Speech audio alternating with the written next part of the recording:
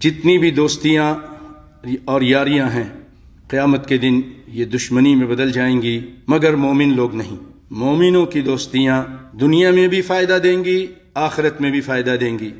فرمایا الاخلاء یومئذ بعضهم لبعض عدو الا المتقین۔ جتنی بھی دوستیاں ہیں یہ آپس میں یہ قیامت کے دن دشمنی میں بدل لیں گی، مگر متقین وہ وہاں بھی دوست ہی ہوں گے اور اپنے ساتھی کے لیے فائدہ چاہیں گے۔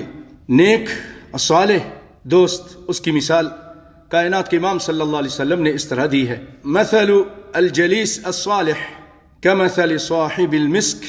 جو اچھا ساتھی ہے اس کی مثال خوشبو والے کی طرح ہے۔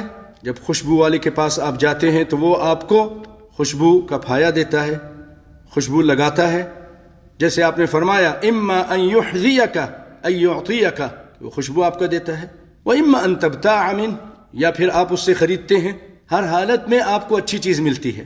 واما ان تجد منہ ریحا طیبہ، اگر وہ دیتا بھی نہیں ہے، آپ خریدتے بھی نہیں ہیں، تو آپ کا دماغ وہاں جانے سے معطر ہو جاتا ہے خوشبو میں، خوشبو اچھی اچھی خوشبوئیں آتی ہیں۔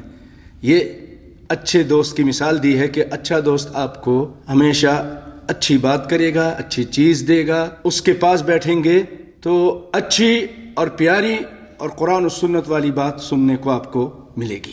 اور ان کا فائدہ آخرت میں کیا ہے بھائیو؟ آخرت میں ان کا فائدہ یہ ہے کہ جنتی جب جنت میں چلے جائیں گے تو وہاں پر جو ان کے دنیا میں ساتھی تھے وہ ان کو نہیں پائیں گے جنت میں۔ یقولون ربنا اخواننا كانوا يصلون معنا ويصومون معنا ويعملون معنا۔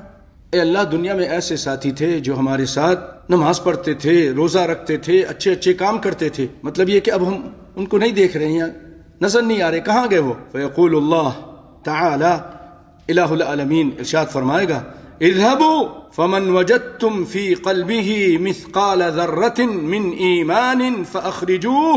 جاؤ اپنے ان ساتھیوں میں سے ان کو تلاش کرو اور ان میں سے جو تم کو مل جائے، بس شرط یہ کہ اس کے دل میں اگر ذرہ برابر بھی ایمان ہے، یعنی توحید ہے، صحیح کلمہ پڑھا تھا دل کے ساتھ، ذرہ برابر بھی ایمان ہے، اس کو نکال کے لاؤ۔ فاخرجوه فیخرجون من عرفوا۔ یہ نیک اور صالح لوگ جو دنیا میں تھے پہلے اللہ کے پاس جائیں گے، پھر اللہ کہیں گے جاؤ جاؤ ان کو نکال کے لاؤ، پھر یہ لوگ نکال کر لائیں گے۔